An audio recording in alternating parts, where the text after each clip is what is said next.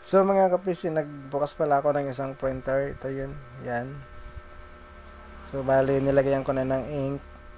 So meron pa palang available dito. Sa mga gustong bumili, available yan dito sa Albay, dito sa Daraga, sa store.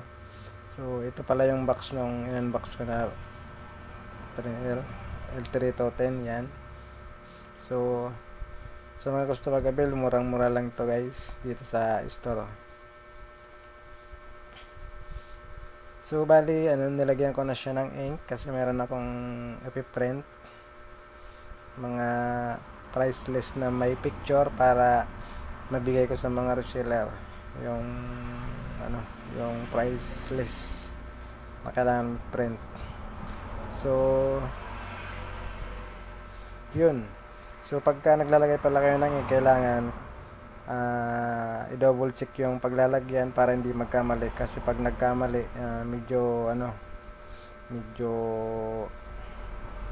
mahihirapan kayo sa pag-restore niyan kung sakali magkamali kayo ng ink.